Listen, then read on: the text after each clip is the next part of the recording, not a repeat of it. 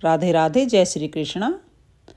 होली का त्यौहार शुरू हो चुका है। अमावस्या से या एकादशी से किसी भी दिन से आप ढाल बिडकुले बनाना शुरू कर सकते हैं। ढाल बिडकुले होली की पूजा में विशेष होते हैं, उनका पूजन बहुत ही महत्वपूर्ण होता है। और ढाल बिडकुले बनाने के लिए आप किसी भी गौशाला से कोई भी पशु हो वहाँ से गोबर ले आएँ और उस गोबर में थोड़ा सा, अगर गाय का गोबर नहीं है तो गंगाजल छिड़क लें और इस तरह आप अपने हाथ से ढाल बिडकुले अवश्य बनाएं। ज़्यादा नहीं बना सकते हैं तो 5 या 7 ढाल बिडकुले अवश्य बनाएं, क्योंकि जिस तरह भगवान को भोग लगाने के लिए बाज़ार से खाना नहीं लाया जाता है, बाज़ार से कोई प्रसाद नहीं लगता है, भगवान को हम अपने हाथ से भोजन या भोग की तैयार करते हैं। उसी तरह होलिका माँ के लिए अगर हम 5 या 7 बुडकुले अपने हाथ से तैयार करेंगे तो वो एक तरह से होलिका माँ का भोग होता है ढाल बिडकुलों के रूप में।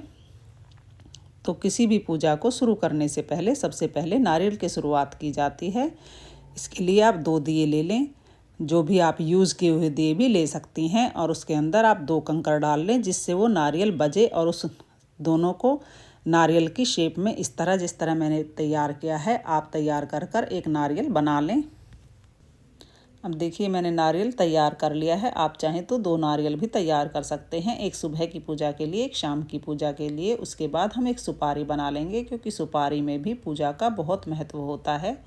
और देखिए मैं गोल सुपारी बना रही हूँ। आप चाहें तो लंबी सुपारी बना सकते हैं, छोटी, इससे छोटी भी सुपारी आप बना सकते हैं। मेरे पास गोबर थोड़ा ज़्यादा है इसलिए मैंने ये सुपारी बना ली है।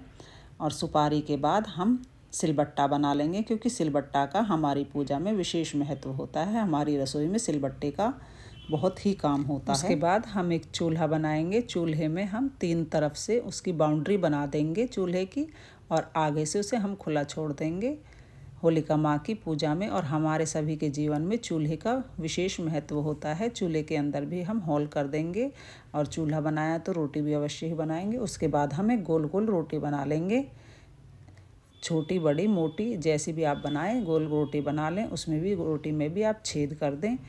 जो भी आप खेल खिलौने बनाएं उनमें छेद अवश्य करें, ताकि हम उनसे एक माला में पिरोकर होलिका माता के पूजन के लिए ले जा सकें। उसके बाद हम एक शीशा बना देंगे, और शीशे के बाद फिर हम कंघा बना देंगे। कंघे की शेप आप उसे दे सकते हैं, अगर ज़रूरी नहीं है कि शेप अच्छी ही बने, बिल्कुल डिज़ाइन से बनाए, जैसी भी आप शेप दे सकते हैं वैसी शेप दे दें। शीशे कंघा बना दें। श्रृंगार की सामग्री में हम सिर्फ ज़रूरी चीज़ें ही बना रहे हैं। आप चाहे तो और भी बहुत सारी श्रृंगार की सामग्री बना सकते हैं, लेकिन कंघा बनाने से पहले भी उसमें, कंघे में भी अवश्य छेद करें। और उसके बाद मैं सूर्यदेव बनाऊंगी। सूर्यदेव आप बनाते समय गोल गोल बनाकर आप चाहें तो उसमें टूथपिक भी लगा सकते हैं, या कोई सीक जो आपके पास पड़ी हो, किसी पेड़ की या किसी टहनी की, वो सीके लगाकर भी आप सूर्यदेव बना सकते हैं। लिया इस तरह, जिस तरह मैंने साइड से किनारे किए हैं, इस तरह भी आप सूर्यदेव बना सकते हैं, और सूर्यदेव में होल कर दें। सूर्य और चंद्रमा का किसी भी पूजा में विशेष महत्व होता है, तो इस तरह हम सूर्य बना देंगे और उसके बाद फिर चंद्रमा बनाएंगे। चंद्रमा आधा ही बनाया जाता है, और इसकी इस तरह आप चंद्रमा की शेप बना सकते हैं, लेकिन चंद्रमा में भी ज़रूर छेद कर दें। और साथ में हम तारा अवश्य बनाएं। तारा तो बनाना वैसे भी आसानी होता है, इसलिए तारा अवश्य बनाएं। इस तरह तारा की शेप बना लें,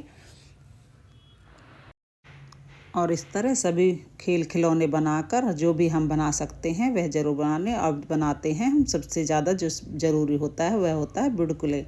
अगर आप ज़्यादा सबसे कुछ और भी नहीं बना पा रहे हैं तो 5 बुडकुले अवश्य ही बना लें। ये एक तरह से होलिका माता का भोग होता है, और जो हम अपने हाथ से बनाते हैं तो और भी अच्छा होता है।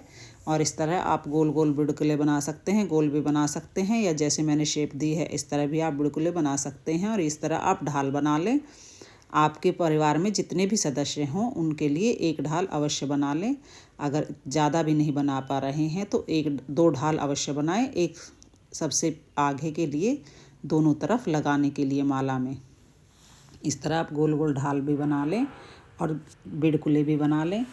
5-7 जो भी आपके यहाँ पूजन होता हो, जिस तरह का पूजन होता हो वह बिडकुले बना लें। हमारे यहाँ सुबह के समय में 5 बिडकुले का पूजन होता है, और शाम को होलिका माता की लिए बिडकुलों की माला बनती है। और फिर इस तरह आप एक पान बना लें, क्योंकि किसी भी पूजा में पान सुपारी का विशेष महत्व होता है। अगर आपके पास दूसरा व्यक्ति है तो आप दोनों हाथ ऐसे करके भी आप पान बना सकते हैं, दूसरे किसी का हाथ लगा के। अगर कोई आपके पास नहीं है तो आप इस तरह भी दोनों हाथों को लगाकर इस तरह पान की शेप उसे देकर एक अच्छा सा पान बना सकते हैं। इस तरह पान सुपारी और खेल खिलौने पूजा की सामग्री बनाकर आप बिडकुले बना लें। बिडकुले चाहें तो आप गोल भी बना सकते हैं, मोटे मोटे, और आप चाहें तो इस तरह के बिडकुले भी बना सकते हैं। लेकिन बिडकुले या ढाल जो भी आप सामान या जो खेल खिलौना बनाएं उसमें छेद अवश्य करें, क्योंकि इन सभी का पूजन एक माला के रूप में होता है।